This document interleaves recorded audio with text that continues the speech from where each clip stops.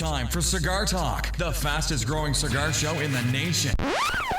Welcome back to Cigar Talk. I'm your host, Rob Jones. We've got a co-host that's coming in with the most on a Saturday evening.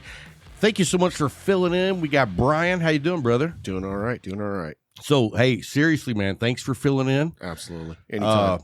I don't know if you're privy to the situation with Bryant. He was in a really bad auto accident last week, and he is a quadriplegic now. At least that's how I drew him in my cartoon. Just ahead. Yeah, not in real life, but anyway. No, Bryant is out this week, and, you know, it's the holidays, and we're all juggling crazy schedules. And so we just want to say thank you for taking the time to come hang out with us. And I appreciate when you come over because you don't drink, so it's cheaper on me. That's more for you. Yes, exactly. I mean, if you are supplying liquor just for yourself and Larry, well, you got Larry. The emphasis is Larry. Yeah. Anybody else comes over here, I mean, like a bottle lasts for like 2 weeks. Right. They're one glass people. We're lucky to get through a show with Big D here. So anyway, let's jump into what we're smoking tonight. I am smoking Leyenda number 2. Very nice. Look at that wrapper, dude. Hold that up for the camera because that is a nice wrapper. It's beautiful. And you've never had the 2. Not the 2. I've smoked several ones. I've smoked the special edition. And the 1 is phenomenal. Great stick. I prefer the number 2, but that's more my Vitola. I think number 1 is my favorite McAuliffe. Of all? Of all. Really? Yep. Well, the special edition is my favorite of all. Okay. And the special edition is the best stick that McAuliffe makes. You take that over the Reserva. Hands down. No way. All day long. No way. All day long. Hey, thanks for coming by, man. No, you know what? And that's the great thing about all cigars. We all have our palates. Good. We all know, we all know what we like. And so I would go with the Reserva, number 1, for me. But I think that's a great stick. I prefer the Leyenda number 2. Well, this is my first and one. It is really digging it. The McAuliffe Cigar of the Month this month. Yes.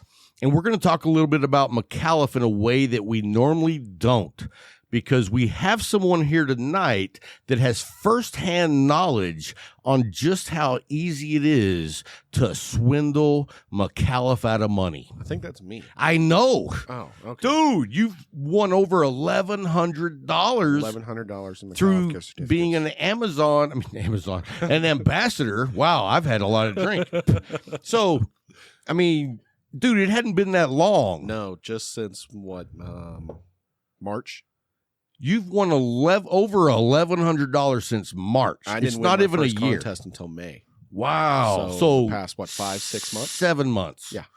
That's crazy. Yeah. And you know, I have to give credit to McAuliffe because they don't allow me to participate, and I guarantee you every competition I would win. I don't know. You don't know how competitive I am, but when it comes to pictures, writing a poem, you know, if they were like having a McAuliffe poem contest, right, I would write the coolest. You'd have that all day long. I'm not writing poetry. Oh, okay. I've actually got one I'll let you read sometime. I think it'll blow you away. All right. Anyway, this is also, guys, our 3-year anniversary show. And it's like, holy crap. And in 3 years, the one thing that I'm really proud of, in 3 years, we've only missed doing one show. Nice. And that was the week I had COVID. And I mean, when you can't be around your partners, you can't do a show. You can't do a show. I made a mistake, though, because when I couldn't put out a show, I said to myself, well, you know what? I'll just put an after show out in its place. That was not a good idea. Not a good idea. Ratings dipped for like 6 weeks after that. After show's an after show for a reason. Yeah, I mean, it's catered to a specific. It's like group. Like the cigar community is a niche. Yep. The after show is like a microbiology niche. You know what I mean? It's like it's a niche of a niche. Yeah. The cool thing about the after show is the people who watch that are like the guys that I just enjoy hanging out with. You know what I mean? It's like it's literally no different than me and you and Larry and Ed, The guys that hang out at the hanging Leaf out at the together. Leaf. Yep. And so I want to say thank you to all the Patreon members. We appreciate your support. And I'm a little disappointed in you, though. I sent out a Merry Christmas email to all the Patreons, and only one Patreon so far has sent me back, hey, have a Merry Christmas. Right, it's time to reply to an email one time a year. Dude, I send out on average 3 emails a year. Yeah. And so the funny thing is 2 of them have been this month. I guess that second one was too much. So anyway, for the 3rd year anniversary for Cigar Talk, I'm smoking a special stick. I was at the Leaf earlier today, like usual. Like usual. And I picked up the Padron 1964 50th anniversary. Nice. That's a nice stick. It is a very nice stick, and I'm pairing it because this is the 3-year anniversary. I wanted to pair it with something really nice. So in the bourbon world, I'm pairing it with the Eagle Rare. Nice. Great choice. This is one of my top 5 bourbons. There you go. I used to think it was my number 1. It's not. But what keeps it in number 5 is that not only is it completely delicious, it's also $35 Right. for something of this quality. That's quality. And I mean, you can use it for a special occasion or just a casual get together. Right. Or if I'm sitting here by myself, you know what I mean? It's like, it's just that nice bourbon that for $35, it should be, I'm not going to tell you how much it should cost because I'm not paying that. But anyway, I'm pairing these 2 together. We're going to talk about that throughout the show. If I forget, say, hey man, how's that pairing up? Because John Lane wants to know. Perfect. Now, if you haven't met John Lane I have yet. not met Lane. I am going to introduce you in the very near future. He's a good friend to me. He's near and dear to my heart. I mean, the dude is just a solid dude. Right on. We have a bunch of them. Yeah. You got to get on the Discord. I need to get on the Discord. I know you've been on other Discords and Yep. you like, that's not for me. Our Discord's not the same. Our guys legitimately have relationships with everybody around the nation. Well, and I know some of the guys that are Yeah. on the Discord already because a lot of them are ambassadors. I very, very intently had to think of which word I wanted to use there, have been thinking about, though, like blocking a couple of people. Really? Yeah. You know Bill White? Yes. No, I'm just kidding. Bill, you know we love you. I know you think I'm mad at you. I'm not. So anyway, yeah, we have a great time. You should drop by and we'll do it. I need to check it out. Yeah. So anyway, guys, and there's a train going off in the background. We have the door open because it's a beautiful night. So if you hear the train going by, just, it is what it is. Lean in and listen. Right. Look, listen, and live. There you go. So anyway, we're going to talk about we're going to break it up. You know what I figured out is I don't like doing all of our sponsors at once. Perfect. It's too much. Right. And even though it's always different, it's still 20 minutes worth. You space it out a little bit. Right. Give everybody that. And I've got good feedback on that from very respected sources. Nice. So anyway, let's jump into our first sponsor, which is the Leaf. We have the logo on the wall next to you. Bam. And here's all I'm going to say. Down in the show notes is the phone number. You can call him up, and Jay will take care of you 150%. And if he doesn't give you complete satisfaction, this is how you know that I'm not bullshitting, is, you know what? If you order something under $12 and you're not happy, I'll pay you back. Under $12. Can't go wrong there, but you're not going to be not No. satisfied. And you know what? It doesn't matter if you get Jay, Scott, Alan, Colton, Dwayne, any of the guys. Dude, I was talking to Zeka earlier, and he was like, dude, I order from Jay more than blah, blah, blah. Yeah. And he's like, the dude has my credit card on file. I just call him up and say, hey, this is what I want. I hang up, and whatever I ask for shows up. Yep. You know what I mean? I don't have to put in my credit card. I don't have to put in my address. He's already got it all set up. I've seen him. He puts those orders together right then as soon as he gets off the phone, starts boxing it up, Ovita packs, packaging everything up so nothing gets damaged.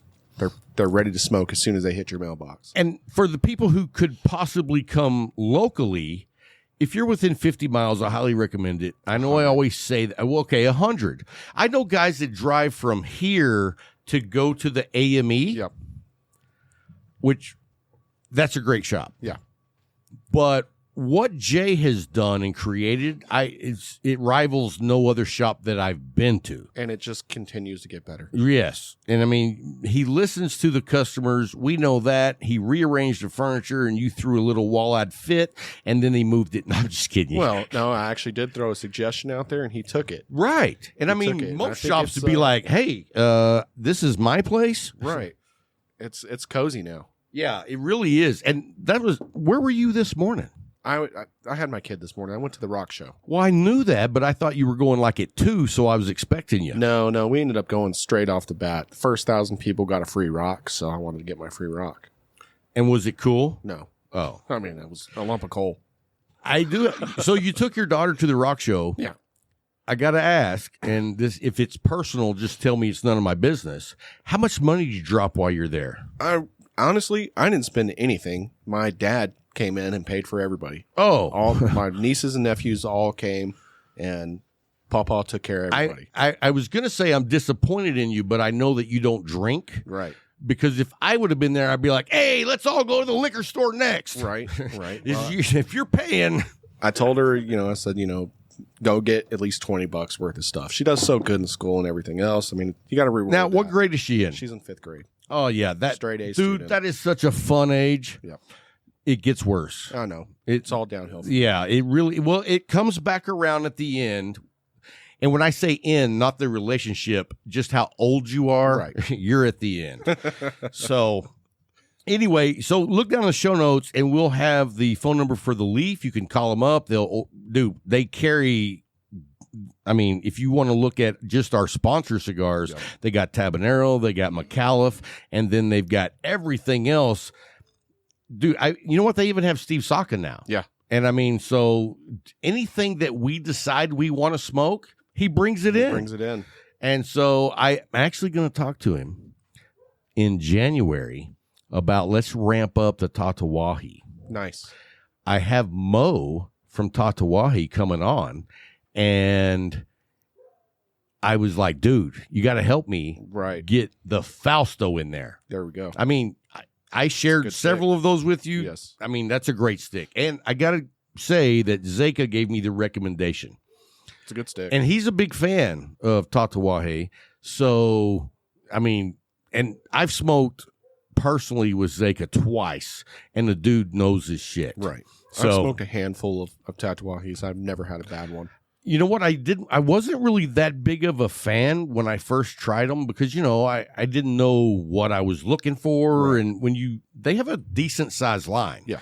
And so, I mean, it'd be like you blindly walking up to the Arturo Fuentes and just randomly picking one. You know what I mean? Yep. You might get a you're gold. going to get a good stick, but you're not going to get what just really hits your palate. Right. And so, I've never taken the time to do that with Arturo Fuente. I have. Have you really? I've been smoking around the blend a bit. Oh, nice. Lately. So tell me what you've learned. I have smoked several opuses, and of course, I like. Let's not start with the opus. let's start with the opus. Well, I just recently went kind of backwards. I started out with the opuses, and now I'm working on the cheaper end. Well, okay, And, that makes sense. I'm really digging the cheaper end. I smoked a 858. I think the 858 is a very overlooked cigar. Absolutely. You know what I mean? Because and let me tell you something. We used to have a friend down at the Leaf that would come in every so often. He owns what's that restaurant outside of town? Starts with a P. Perini's Ranch. Have you ever met Tom? Oh yeah, Dude, Tom is as good as gold. Yeah. I just love hanging out with that guy. The only thing I'll tell you is he's a train nerd. nice. Well, I don't know if it's nice, but anyway, that's what he is. But no, every week it seemed like he would come in and buy a box of 858s, and that's all he smoked. Well, I honestly couldn't can't- do that. I don't know if I could do that. I would not be I'm not a one stick guy. Right. I can't even smoke the same stick twice in a row. So Every now and then I do. it'd have to be phenomenal. Well, it has to be phenomenal, or it has to be so cheap I don't care if I finish it. That's true. Yeah, You know what I mean? Yeah. I mean, we all have 5 Vegas Gold. right. I mean, it's like, yeah, I'm gonna smoke this, and if it's good, great, and if it's not, I'm not gonna finish it. Who cares? So anyway, that being said, check out the Leaf. And then our next sponsor is Case Elegance. If you guys haven't seen, look at the link down in the show notes. They just came out with a brand new military footlocker humidor. And instead of the green, it's in flat black. And they're only making 300. Ooh, limited That's edition. it. Limited edition. And if you use the code Cigar Talk Coin, they just ordered new coins, and it's the same as the one we have, where it's our logo on one side and theirs on the other, Right. except it's in flat black both sides. Nice. It's a blackout challenge coin. My idea. So anyway, yeah, check them out. There's going to link down the show notes. And it's the holiday season. If you're looking for a humidor for yourself or anyone else, check them out first, because I promise you the quality that you get versus what you pay. Right. I've bought humidors that were just as good, but they were $550. Yeah. And it was a beautiful humidor. Well, it should be. But right.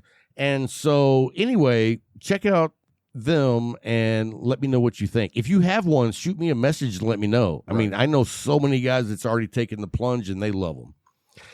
So anyway, that's going to wrap it up for our first section of sponsors. We'll come back after the break. Coming up during the break, I've got a special guest, and his name is David Renna. And the way that we came into contact was, are you a YouTuber? I mean, not producing, but watching? I watch a little bit of YouTube. I was real big into it, and it just, you know how it is. It gets over time consuming, and you just have to kind of step away from things once in a while. That's how I did with TikTok. Holy crap, that is a time suck. Yep.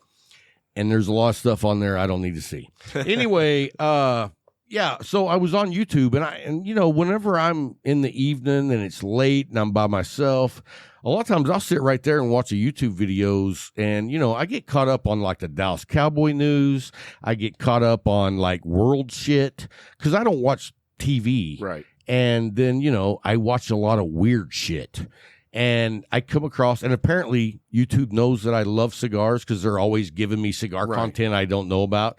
Anyway, there was a special event video done down in the Woodlands. You know where that is? Houston. Houston, yeah.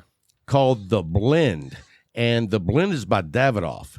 Okay. And so they were having a special event, and the video was badass. Nice. I mean, like cinema photography, badass. Real music. Yeah. And so I looked to see who did the video, and he had a channel, and I went to his page, and he had lots of cigar content. And I was like, dude, come be a guest. Nice. And anyway, that's who we have after the second break. We also have a in-studio guest, and we have Casey Hatcher with us tonight. You just met her tonight, but she's a long-time cigar aficionado friend. For some reason, she trusts my judgment in the humidor. And so we've had a good friendship over the last 4 years or so. There you go. Back at the old Leaf. And we used to sit in the office and just shoot the shit with Bill. There you go. Dude, you talk about a good day. Yeah. Hanging out with Bill, the stories he tells. Dude, today he told us the story of him going to Kazakhstan for a wedding. Great story. Anyway, we've got Casey coming up after the first break, but before we get to that, let's do our pick six of the week, and I hope you're ready because I'm going to let you go first. I am ready. So. Oh, and he's wearing the elf hat. That's not a rooster. Yeah. All right. So pick three in no particular order. I'm going to start with the Arturo Fuente 858 Natural. Oh, so you're smoking a natural? I smoke the Natural. And have you had the Maduro? I have not had the Maduro yet. Oh, okay. Maduros have just not been. I haven't been feeling Maduros lately. I've only smoked a handful in the past couple of weeks. You know what's funny is you say that. I think I've smoked about 6 Maduros in the last month. Yeah. And I mean, when we average out 240 cigars in a month, 6 is nothing. I mean, that's not even 10%. Yeah. So not even 1%. Okay, rub it in that you're better at math than me. Well, I see how it is. That's how it is. But really enjoyed that stick. Smoked one yesterday.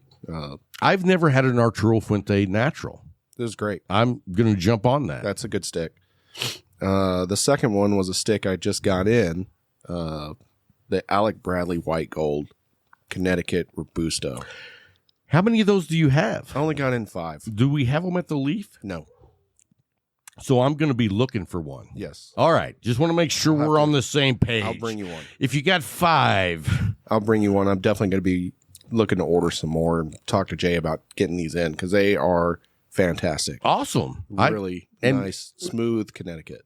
And, you know, for me, Alec Bradley's all over the place. Yes. I think they have some good sticks.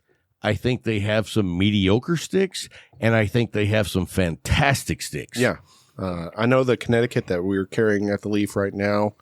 I know there's a few guys that like it. Big Larry's one of them. He loves that Connecticut. I smoked it.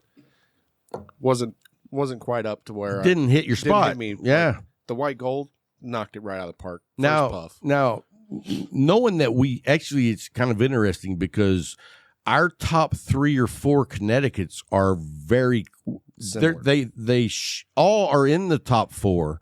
They just share different positions. Exactly. And so knowing that we have that much in common on the Connecticut's, what would you tell me about this Alec Bradley Gold, whatever you said? The White Gold Connecticut with it just being my first smoke, I need to smoke it a couple more times. With it being my first smoke of it, I'm putting it at number 6. Wow, already. It's now just in the Connecticut. Just in the Connecticut. Okay, fair enough. Overall, it's not top 25. No, not yet. Maybe after I smoke a couple more, it could work its way up there. But there's not a cigar that deserves to be in your top 25 that you haven't smoked 10 times. Well, at least 3. At least 3. You have to smoke it. I smoke a lot. Right. I don't smoke quite as much as you. I smoke 4 to 5 a day if I'm lucky. If I smoke 4 to 5 a day, I think I could afford a new truck.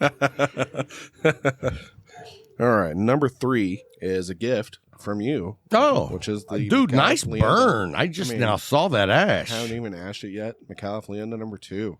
This is a great stick. It really is. And now, you said you love the number 1. I love the number 1. But you know what's interesting is that's like a different stick. It is. I mean, you still get that blend, but it smokes completely different. Yes. And I mean, I love that one. That's my. And I like the Vitola. Vitolas are very important to me. Right. I'm really enjoying this stick. I don't know that it will overtake the number 1 in my order, but so far, it's great. I don't know what the length is on the number 1. Do you? 7 1/4. Okay. It's that quarter Yep. that gets me Yep. over the number 2. That number 2 is perfect. I think the number 2 is 5? I believe that's exactly right. Right. And I want to say it's like a 56. With the could be a 50. Torpedo. Could be a 54. Right. With the crazy torpedo, and I angle cut them, and I really enjoyed this stick. Very nice, man. Well, I'm glad you're enjoying it, and the night is young. I'm sure you can smoke another one, or we can do something completely different. While we're, you know what? My glass is empty. Oh, look, Larry says we're done right when you're done with your top 3. But yeah, we're just going to cut out Rob's top 3. Nobody cares. Hey, Brian's smoking the good stuff. You see, I'm trying to pour a drink with the lid on. If that works for you, we're going to be here for a while. The funny thing is, I think that when you start pouring your drinks with the lid on, you probably are getting exactly what you need. That's probably true. But, whatever. So, I have been hot and heavy all freaking week. And I guess I should preface that on cigars. Okay. No, I was down at the dog track. No, just kidding.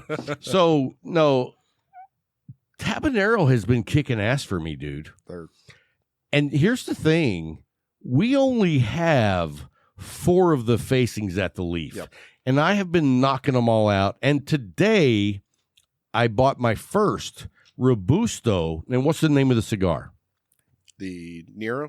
No, the $28 Robusto. The Patriarch. The Patriarch. So you know what? I didn't want to buy, is it the Robusto? I mean, the Toro or the Torpedo? Torpedo. Okay. I'm more of a Robusto guy across the board. Right.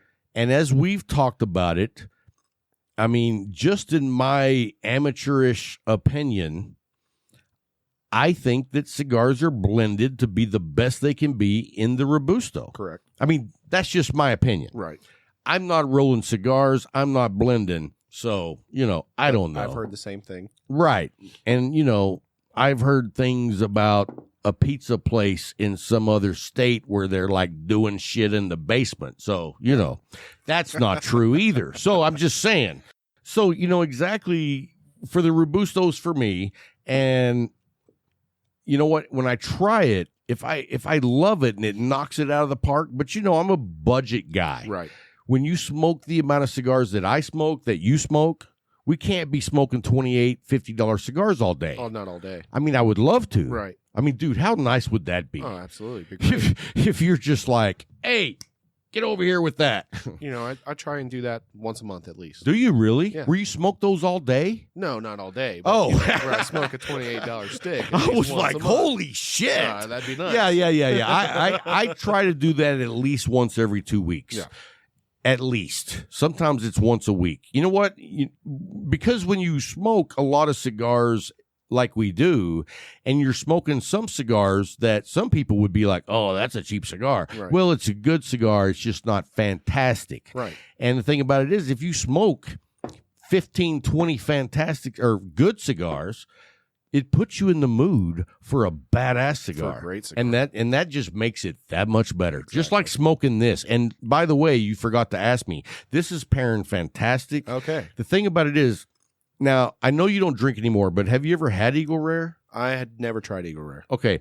So Eagle Rare, I believe it's 84 or 90 proof. I don't remember. Let me look on the bottle. And I can't see shit. Anyway, anybody know off the top of their head how much proof this is? It's 45%. It's 90 proof. 90 proof. And that is the smoothest bourbon out there at 90 proof. Nice. Period. Nice. And the thing about it is, that is not my favorite attribute when it comes to bourbons. I like bourbons with a little spice and a little flavor. I just don't like to get, Booker's Right. wild. Right.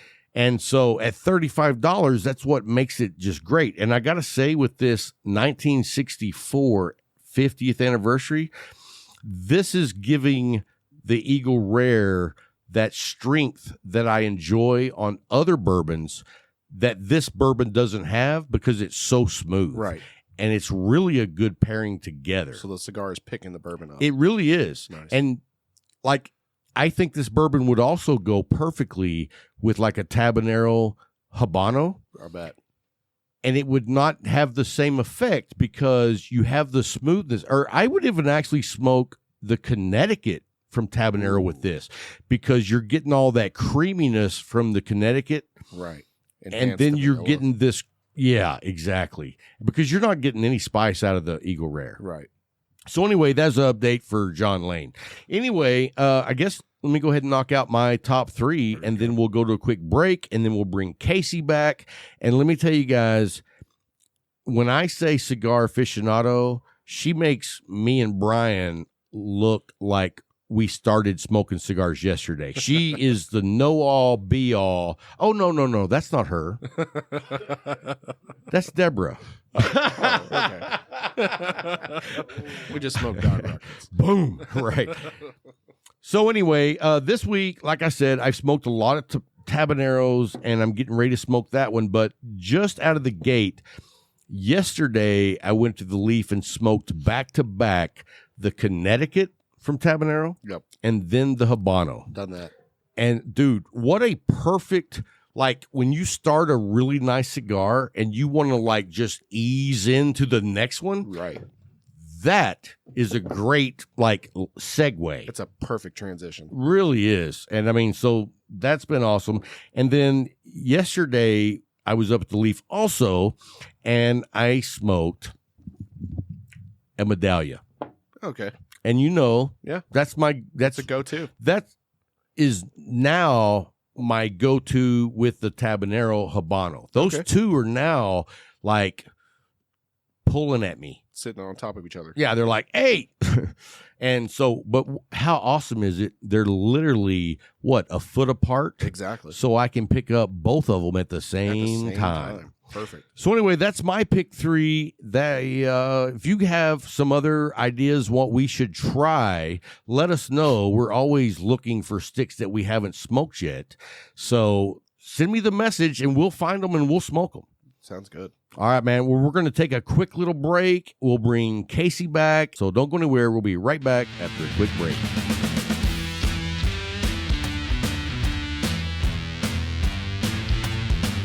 Hey, guys. Thanks for hanging through the break. We've got Casey Hatcher with us today, and she's spreading Christmas cheer wearing the Cigar Fellas Cigar Social. If you guys haven't checked them out on Instagram, let me tell you what, those guys made me completely change what I thought about New Yorkers. Like, in Texas, we have a certain stereotype that we think they're like busy, they're rude, they don't want to talk. Yeah. I hooked up with these guys just in conversation on the phone, and we talked for an hour just about random stuff, not about, anything. Did their accent bother you? Not at all. Okay. I mean, I'm kind of jealous because my accent is shitty. What? I got that West Texas thing going. It's not really my accent. It's the fact that I'm disabled mentally and I can't pronounce a lot of words because I grew up in West Texas. We have our own vernacular. Yeah. Yes. How about that? Vernacular. People, every once in a while, I throw a zinger out there, and there's people that are like, wow, Rob said vernacular. They're impressed. They should be. So anyway, as I was saying before, I think that maybe we started hanging out about 2017. Yeah, something like that. Wow, that's 4 years. Mm-hmm. Almost 5. Yeah. Time flies. It really does.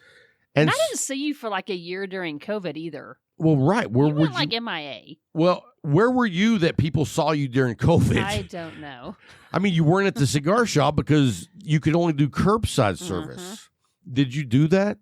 I want to think I did it once or twice, maybe. And so, but yeah. But I think that you and I, when we go to the Leap, we go at different times. So. Yeah, like I go from whenever they're open until they're closed. Yeah. So I don't know when you're going, but yeah, I guess. Back in the special room. That's true. I'm in the padded room in the back. I've got a chain around my neck. Anyway, no, so yeah, because sometimes you don't even come back and sit. You just go in and get cigars and leave. I'm typically one of those. I get there right when they open, get in, get out. I rarely get there right when they open. Yeah. Today, I was racing to get there because, we meet there, and you didn't show up. I've told you, come down on Saturday. I know. Are you aware who was there today? No. All-star cast, besides me. We had Larry. Okay. We had Ed, and we had Bill. Well, that's like the trifecta right there. Right. And I'm just happy to sit there and listen. I don't do that very often. But you don't listen? I don't listen very often. But when you have Ed and Bill and Larry and they're all shooting the shit, you want to listen because there's a lot of good stories going on. Gosh, yeah. I mean, most of them are made up, I'm pretty sure. But as long as they don't tell me that, I'm good with it. Exactly. I do want to come sometime. I need like a formal, hey, you know this what? Is happening. Next Saturday, it's just going to be me and Bill. Ooh, okay. So how about you, Brian? Are you going to be there? He tries to be there. He's there on occasion. Okay. But it's the staff meeting. Yes. The fraternity. The faculty meeting. The faculty meeting. And so there's like a set core of us that we try to always go, but sometimes, on the holidays, people do dumb things like go out of town. Are you going out of town? As of right now, no. In fact, today I was looking at Broadway tickets to see if I could make it up to New York by chance to go see some Broadway shows, but I don't know that that's going to happen. There's too much going on. Like, did you look to see what they have going? Oh, yeah. Any good shows you want to see? So the ones I want to see are To Kill a Mockingbird. Because Oh. no, hold on. I love that. Oh, do you really? Oh, Okay, good. To Kill a Mockingbird? That's an American classic. Okay, so Jeff Daniels is currently Atticus Finch. Wow. And he's playing that until January 2nd. Jeff Daniels is amazing. He really is. Yeah. I mean, people don't give him credit because he did Dumb and Dumber, Right. but you know what? Even in Dumb and Dumber, he was perfect. Yeah, he was. So anyway, go ahead. So this Mockingbird. one is, the screenplay was written by Aaron Sorkin, which, he did The Newsroom and West Wing and all that sort of stuff. So he wrote this one, and Jeff Daniels is starring in it right now, and then Greg Kinnear will take over for him. So I've looked at going to that one just to see Jeff Daniels, honestly. And then I have, for several years now, wanted to see the Book of Mormon. And I don't even know what that's about other than Mormons. it is a couple of missionaries off, and I think they're kind of, they're on a mission, and I think they're kind of hit with, what they believe and then what they encounter, and it's funny and stuff like that. Oh, it's So, funny. it's funny, I'm yeah. like, if I don't see going to a theater to watch actors tell me theology bullshit. No, it pokes fun at everything. Okay. And I'll tell you this. So here's what's cool. The Mormon Church, and I'm not Mormon, years ago, and I don't know if they My still do it. sister's Mormon, and she has 15 kids. Shut up. Why? Seriously. Why would you want that many? Why? I can't answer that because I don't want. The more you have, the odds are one's going to go wrong somewhere. Like, I mean, with me, if I had 15, I'm guessing 6 of them are going down the shitter. exactly. You know what I mean?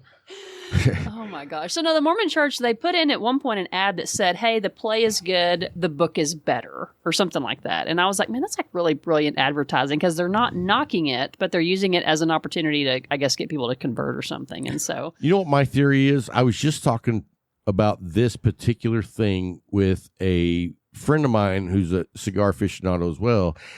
And we're talking about it, and I'm like, when someone says you should read this book, it's great. I'm like, is there a movie? And they're like, no. And I'm like, if it's not good enough to be a movie, I'm not going to watch but it. then the movies aren't as good. I don't know because I don't read the books. I just watch the movies. Okay. Did you ever see the movie Patton? I've seen parts of it, not all of it. I know. Are you serious? That's what you throw out at me, Patton of all things? I've seen that movie more than any movie on the planet. And oh shit, I spilled my bourbon. Anyway, I did my 9th grade biography report on Patton. I did my sophomore biography report on Patton. I did my junior biography report on Patton. And then in my senior year, I didn't have to do one because they pulled me out of English to go take some drug rehab class. So I missed that.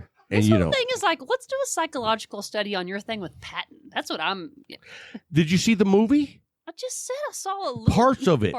He was a badass. Yeah. I mean, in real life, this is not someone that's made up born identity. This is a dude that said, you know what, let's go kick some ass. And the guys were like, yeah, let's go kick some ass. So yeah, I mean, Ed, were you impressed by that guy? See there? And you know why Ed says that? Because he's a man's man. He's not a man for another man. Ed. He's a man's man. So anyway, yeah. So what other plays? I didn't mean to get off on Patton. Those are actually the only two I was looking at Oh, specifically. boo. Are you serious? That's your only 2 choices? I've seen a lot of the other ones that they have. Like what? Have you seen Cats? Yes, and I Is hate that Cats. awful? It's one of, I would say, I don't understand why anyone even remotely would like that. There's no plot. Well, here's the thing. For me, I don't like cats. Like the ones that walk through my yard. So I can promise you, I don't want to be at a play watching what I would like to run over. I just know I saw it when it came. It was a smaller production, and I'm like, there's no plot to this. It's every scene a cat gets up and sings a song. That's it. Yeah, I don't get it. So what plays have you seen? I've seen Aladdin. Let me ask you. I'm not done with my question. You got to listen. Have you been tested for ADHD? Have you? I have, and I qualified, and I'm on Adderall right now. So, no, what is your top 3 Broadway plays of all times? I will say I don't know of anything that can beat Hamilton. That would be number 1. Are you serious? I'm dead serious. Oh, my I'm God, dead I serious. hate that play. What do you hate about it? Oh, it's just so brutal listening to all that singing. I'm not a musical person. Then why are you going to a musical? I'm not. But my wife and kid loved it, and 'Cause they're it's watching awesome. it on TV, and they're like, "Oh, you got to sit down and watch this." And I'm like, "No, I'm heading out to the shed." So That's your number 1. You did see all of Hamilton? No, I saw like 30 seconds. You're critiquing something you saw 30 seconds of. That's like 3.5 hours long. Or 4. Okay. I don't know. Okay. There's another reason I don't want to watch it. It's 3.5 hours long of that bullshit. You know what I'm saying? If you don't like 30 seconds, my wife knows better than to punish me and make me watch 3.5 hours of that. Now, my son, my daughter, my wife, everybody they know that I know they know loved it.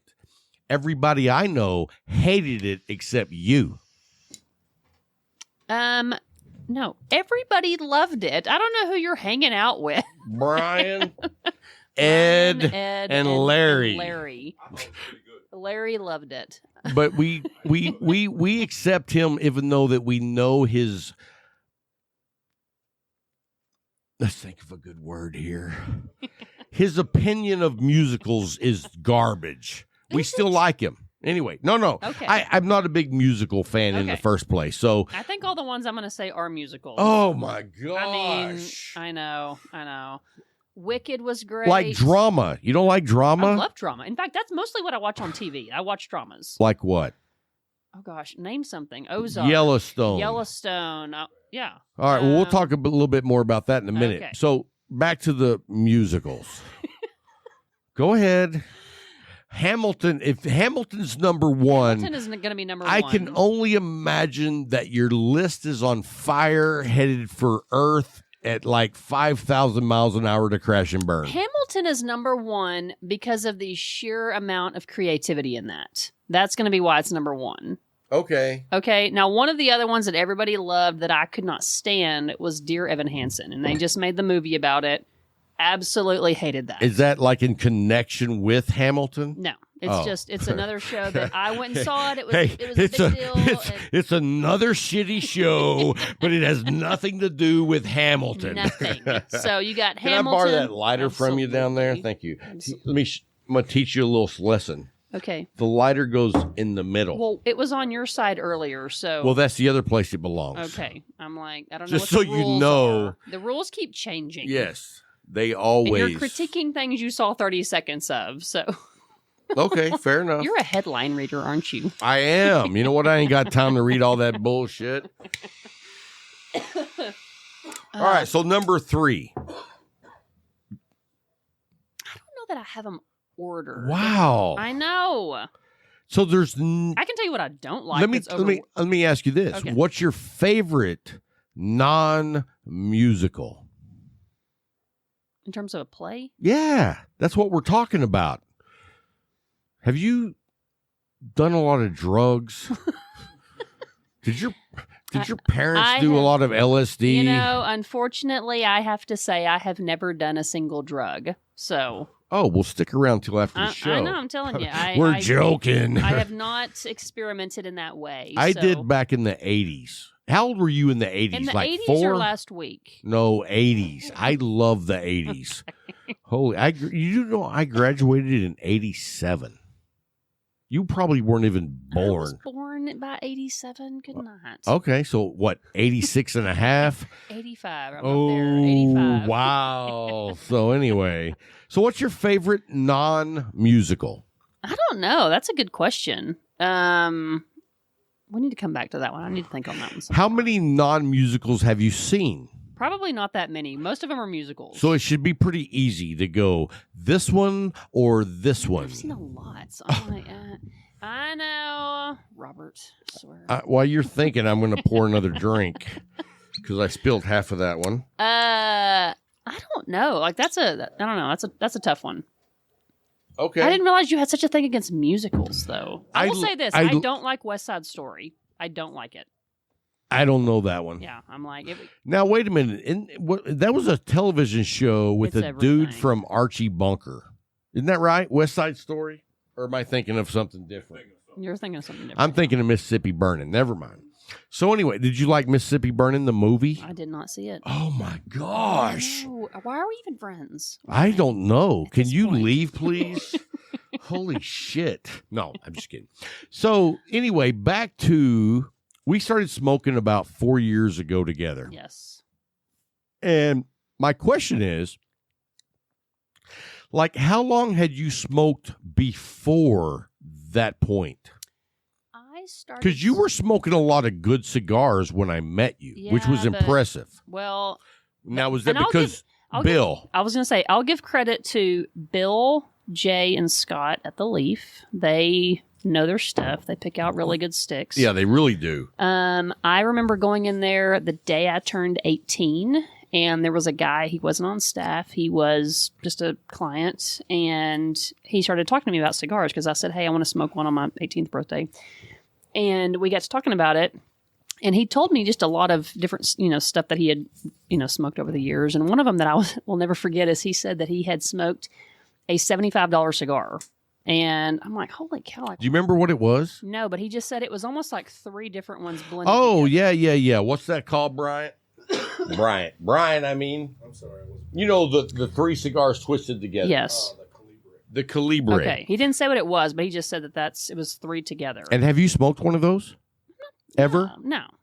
I can't justify $75 on this for 3 stick. cigars. But how long does it last? I mean, it's a regular cigar, and it actually lasts a little bit longer. Okay. But I will say this: the first time I smoked one of those, I thought, "This is a joke. This is dumb." But you know what? Even though when you take them apart, that one cigar is like a twisty straw. It smoked great. Really? The entire time. I thought, there's no way I'm not going to have burn issues. It's going to go out. It was amazing. Yeah. So, and the only reason I smoked one because it was free. Oh, well, there you go. Right. Okay, I mean, you would try it if it was free, but you don't want to blow $75 on something that looks stupid. Exactly. Yeah, I'm with you.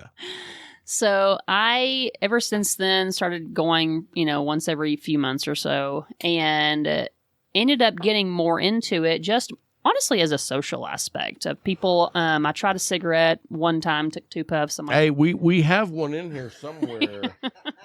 Ed brought it, and I'm like, no, that's not becoming a habit. No, yeah, that's just cigarettes are disgusting. They're gross. I don't care. Now, I know there's some people that like hang out at the Leaf that love their cigarettes. I think they should leave the Leaf and never come back. I said it. And Scott Fritz can join them. Anyway, do you know, like, when you get a cigar that has a bad draw, like you can't get any airflow, what do? I will do my best to try to get as much airflow out of it. And what do you do to do that? I'll do the little, puncture it. You ream it. Ream it, yes. So I don't do that. I thought you did. Did you? I tried it, and you know what my opinion is? If I have to ream it, it's no good. It's not going to smoke the way it should have if it was rolled the way it should have been. Yeah. Now, you can probably smoke it, get through it, but the whole time you're like, still just not right. No, and I think I'm one of those. I'm trying to justify the $10 you just spent on it or whatever. I agree. I smoke a ton of cigars, and I get the value aspect of it, but I also value the hour that I'm going to spend smoking that stick. And if it's not carefree, I don't want to smoke it. Yeah.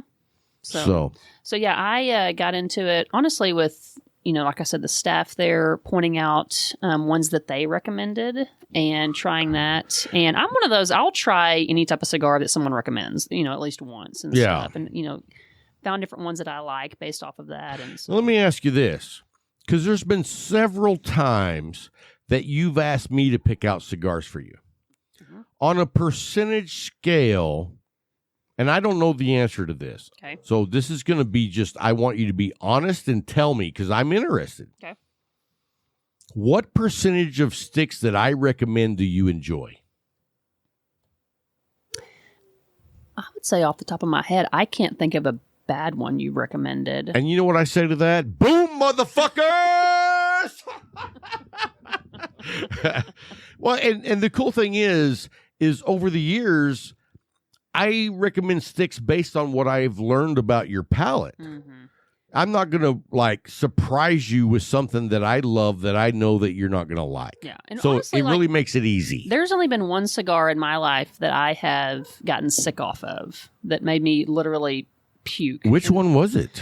It was called the Rodriguez. And I had it at the gas station. No, I got it at the mill. Oddly enough. Oh wow! Yeah. Wow. And so, anyways, that thing, I don't know, something did not set right with it. But outside of that, I mean, my thing with cigars is I don't feel like I have a very refined palate to be able to pick out the different flavors. I mean, people will say, "Do you taste this? Do you taste that?" And I'm like, I'm trying, but no.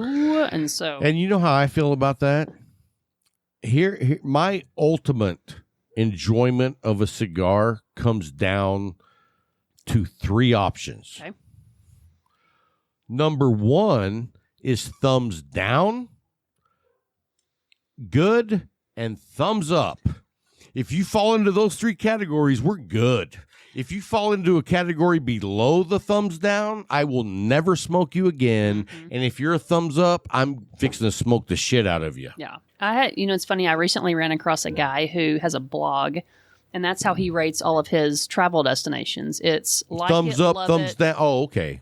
Hate it, like it, love it, or something like that. So not the thumbs down and Not not the the thumbs, so but not he would anything say- like what I just said. But he had criteria for why he would give something what he gave. Okay, And but so- that has nothing to do No. with the thumbs up, the even, and the thumbs down. That is correct. Yes. All right, you're just making shit up as we go, just like every other person we have on the show. Anyway, so But what is your criteria for why you love it?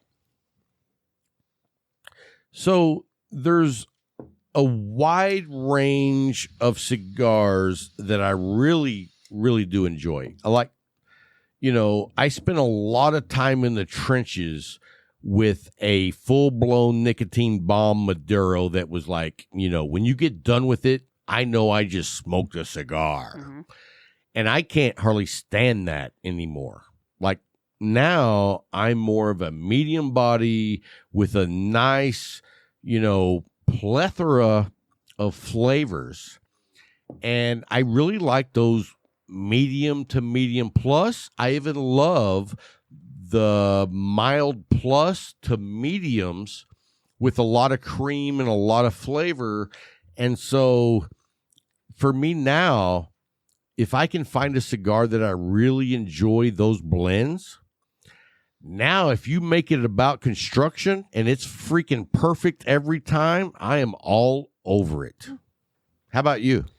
I would say the same. I typically stick to, I guess, the medium and occasionally kind of some of the lighter bodied ones, but I will do the full body, but I don't feel like I like them as much. You mean tell you a secret? On the full-bodied cigars, Yeah. Have you ever? And I think I've actually picked one of these out for you before. Is the My Father's Lee Bijou, 1922? Yeah. Let me tell you something that's really nice now. Now that you're not into that full-blown kick your ass every puff, Mm-hmm. go with the Robusto. Okay. It's perfect because you still get that full-bodiedness. But it's like you don't have to spend 9 minutes in the ring with some badass dude punching you in the gut for freaking an hour. You know what I mean? Yeah. It's like now I can enjoy what I used to love for 30 minutes versus once I get past 30 minutes, it's too much. Yeah. So that's just like some science that I've developed and worked on for the last 3 years. Okay, I like that. What got you into cigars? So I used to cruise around this elementary school, That's creepy. I'm just kidding. Larry says I can't tell that joke. Never mind. Never mind. No, me and a good friend of mine, Tim Rickman, and I don't know if you know this. I'm sure you don't, but we've been best friends for 37 years. Okay. That's a long time. That's a long time. And I have a cousin who's a complete douchebag. We're not going to go into that because I did that on last week's show. But anyway, me and Tim, we lived several hours apart. So I tried to go to Lubbock once a month. And to celebrate us getting back together, you know, to enjoy time together as best friends, we would go to a cigar shop. We didn't know shit. And I would walk in and I'd be like, you know what? This is a special occasion.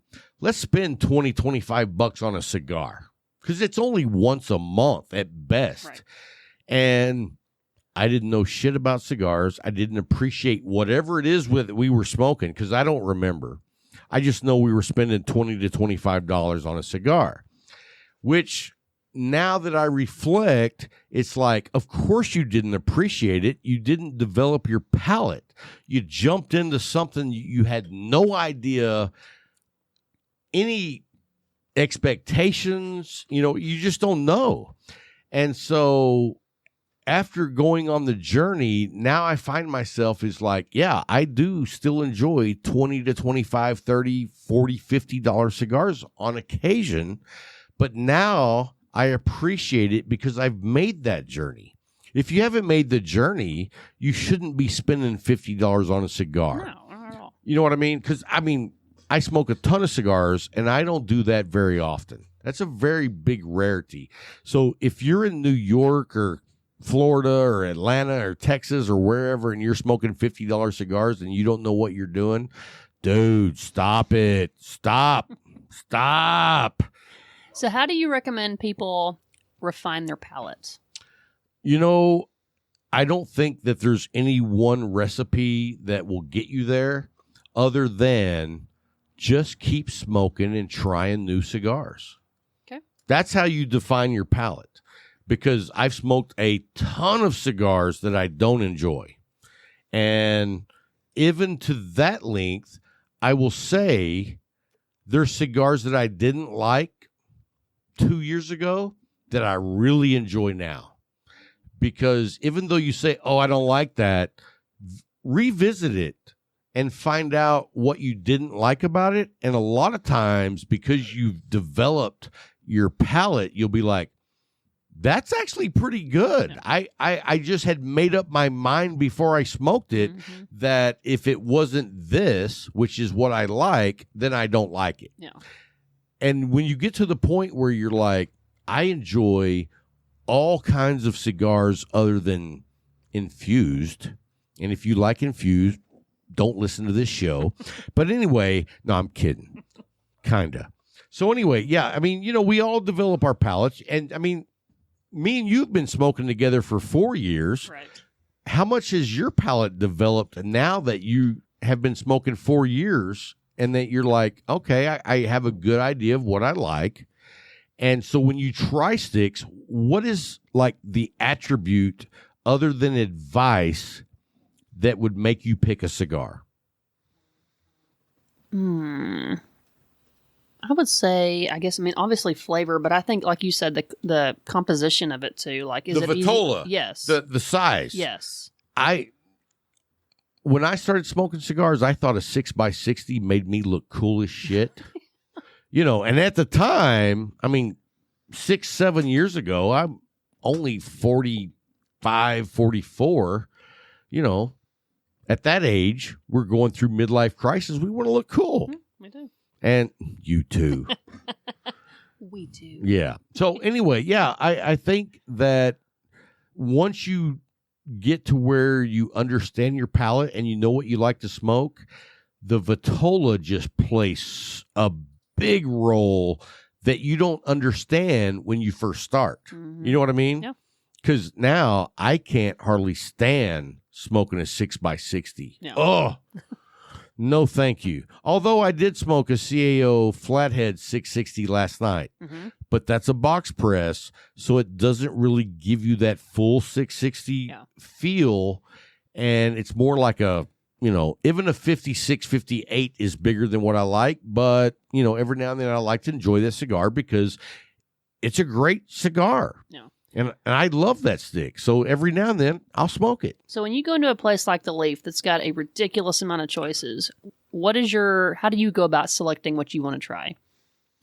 So like at the Leaf, I don't even know how many facings they have. I think it's somewhere between 172 and 84 million. Somewhere in there, that's how many facings they have. And so when I walk in there, I have a routine. Do you have a routine? Yeah. So and they've moved stuff around. Yeah. And I like that because it makes me. But I'm glad you do. Well, if you don't, you're missing the point. Probably. The point is it makes you look around at cigars you've never seen before. Absolutely, it does. Right. And so now when I walk in, the first thing I used to see was the Arturo Fuentes. Yes. Now I see the Drew Estate acids, and I'm like, I don't want to stop here. I got to keep going. So, but the downfall of that is right next to them on the south wall is the La Galera Connecticut's, which I love. But because I see that Drew Estate, I'm like, I got to get out of here. But no, I don't. When I'm looking for new sticks, I don't just walk around and look for new sticks. The first thing I do is I go see Scott and I say, hey, man, I would like to try something new. Come show me or go pick out cigars for me. No. And they know my palate to where they have never screwed me over. Everything I've tried, I've been like, dude, thank you so much for turning me onto that stick. And so it's not what I'm looking for to try.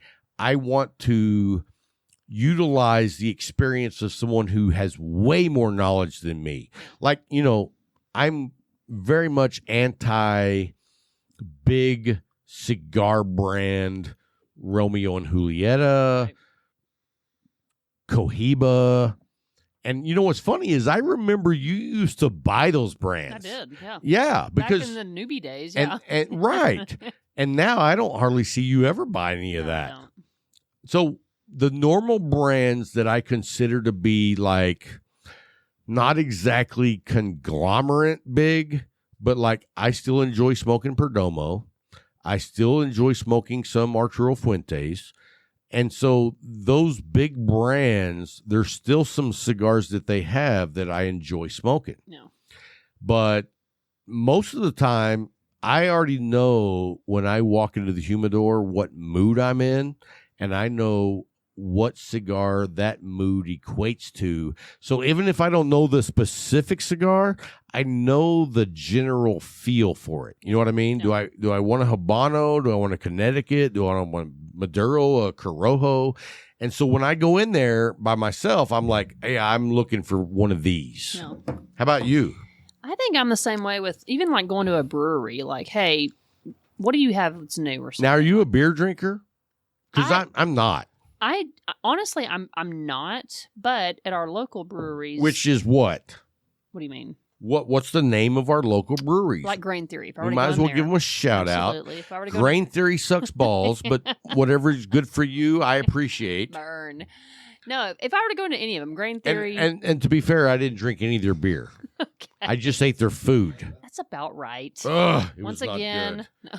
How do you have French fries without ketchup? I don't want some dipping seaweed stuff that looks like, my dog died 6 weeks ago. You and your Heinz ketchup. Exactly.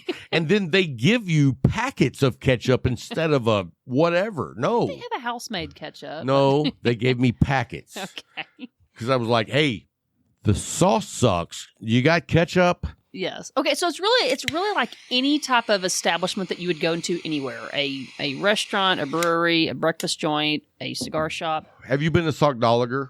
Yes. And what do you think about their beer? I've never had it. I like certain ones, but I typically go to, I would say, Grain Theory or Peppy Slocum before. I've never been to Peppy Slocum or Sock Lager, so I You're don't. really just Yeah, 'cause supporting I don't- the locals. I don't. Here. I don't drink beer. Oh, okay. So I support the local Pinkies. I support the local Philos. We all, Touche. everybody has to do their part. Yes. So I'm actually not a big beer drinker, but when I go there, I will always say, "Hey, like, what do you recommend?" or something. And honestly, like, that's some good advice I've been given just in anything. It's go to the place and say, "What is y'all special? What do you recommend?" And just try something different. And you know what my downfall on that statement is? Do tell Debbie Downer.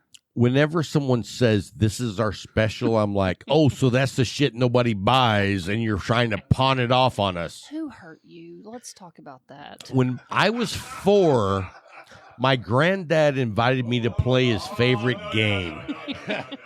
And unfortunately, I can't tell the rest of that story on the show.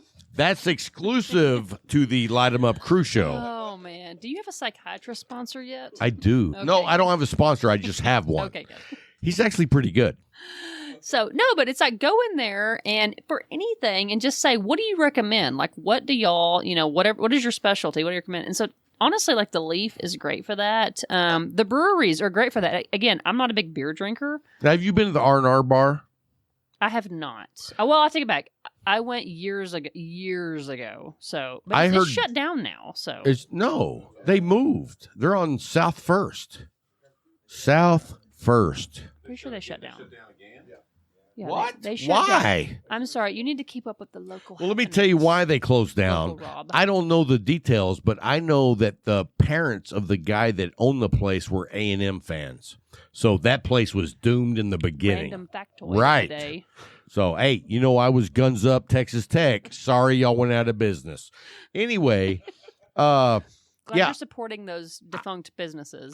you know what? I went there and got chicken fried steak, and they had like shaved jalapenos in the gravy. It was good. Yeah. And while I waited for my food, I had a bourbon and met the family. Yeah. And I was like, can't wait to get out of here. So no, I'm just kidding. They were really nice people. So, like, what else do you do did you buy cookies today? What are we buying cookies today for? It's the National Holiday of Cookies. No, I did not buy cookies. I went to a movie today. No. Well, my daughter sent me a link to like some local cookie makers, and I didn't have time. That's like another made-up holiday. I agree. People keep making up holidays. Let me tell you, for the people who don't know, today is December 4th. Whoa, Larry, make sure he doesn't fall down. Anyway, today, the holiday for me, you ready for it? I want to hear this. It's Zappa Day. What is that? Frank Zappa died 28 years ago today. Mm-hmm. You ever heard Frank Zappa? I have.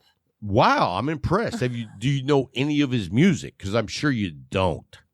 I mean, name something. Dirty Love. Yeah.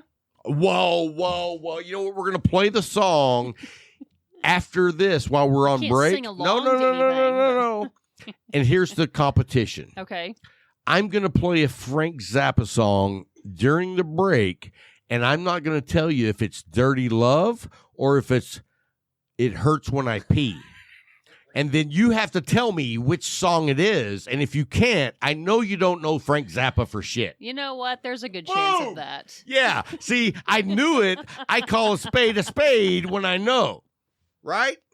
So anyway, I'm still going to play you. I want to hear it. Yeah. I can do it. I'm a fan, not like 100% of his music because it was out there. But he was like this dude who lived his life to the fullest. Died at 53 years old. That's horrible. Yeah. He was stomped That's to death. literally like middle age. What the Yeah. heck? Yeah. I'm 52. So next year, Frank Zappa died. I don't know if you know this. He was trampled by a herd of camels in Dubai. I literally don't ever want to die that way. If I die that way, just say it was a heart attack. Like, no. It was made up. Okay. That's not how he died. He snorted some coke. Yeah, that's about right. Yeah, so whatever. But anyway, I love Frank Zappa just because he was like the icon of being like, you know what? I'm doing it my way. You thought Sinatra did it his way? No. Sinatra still had friends. You are very opinionated on music. That's I not. am. Yes, you are. I am. You're like, I hate Nirvana. They killed the guitar solo. Boom. I'm impressed you remember that. But you know why you remember that? Because it's true. 100% Nirvana killed rock and roll coming out of the 80s. Aerosmith didn't. You know Nobody what? else did? You know who Courtney Love is? Yes. My hero. Why is she your hero? Because she killed that son of a bitch. You know what I'm saying? Yeah, he deserved to die.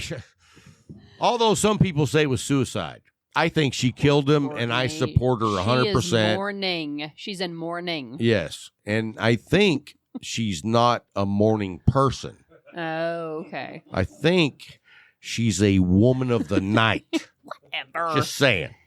Did you not see the what was it what was the montage thing on HBO? The montage yeah. of Heck or whatever it was called no, or whatever. No. I thought you were going in a different direction. No, I'm talking about the Kurt Cobain HBO documentary. My brain heard Menage a Trois. Oh, and, no. And you said I've earlier. got nothing yeah. to contribute on Okay. that. Do you need to talk about that? I have no personal experience with that. If anybody would like to help with that, you just let me know. No, I'm just kidding. So anyway, what else you got going on before Christmas? Are you going out of town for Christmas? But other than possibly going to Broadway? Possibly Broadway, no. Now, who do you go to Broadway with? So my sister graduates next Saturday. How old is your sister?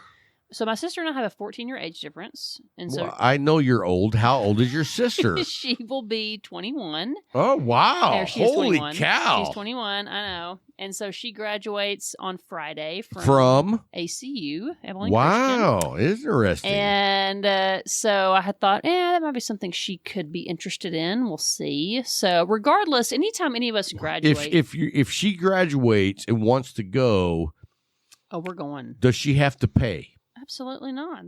This is my gift. Hey, invite me. I don't want to go see musicals. I don't want to go see a musical, but there's some cigar shops in New York I can bring you back some sticks.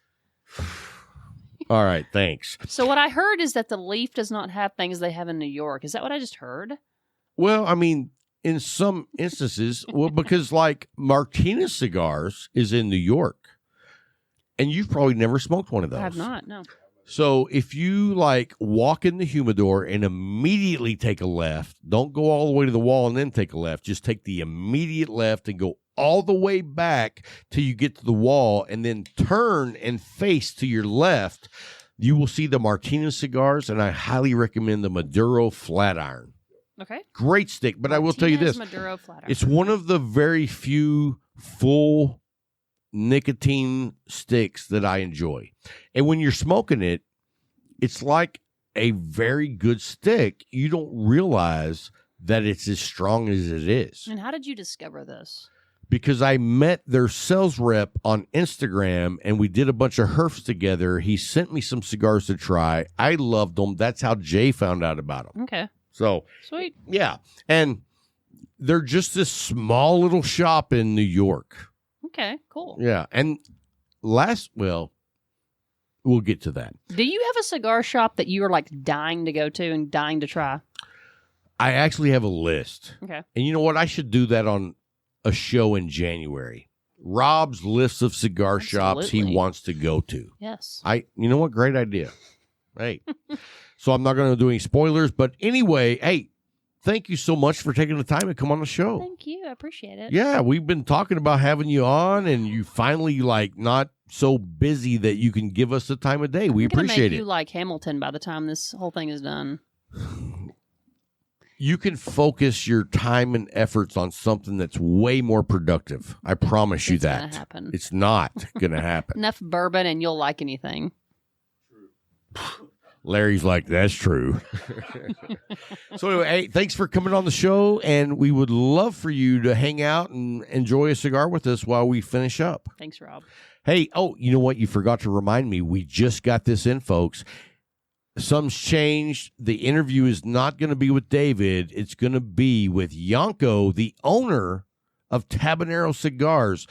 His cigar was #1 in my top 25. I wanted to have him on the show, talk to him about what he thought about it, and talk to him about why he does what he does and how he does such a consistent job. So coming up next after the break is Yanko, Tabanero, Macedo. I don't know all the acronyms, but he makes badass cigars. We'll be right back after a quick break.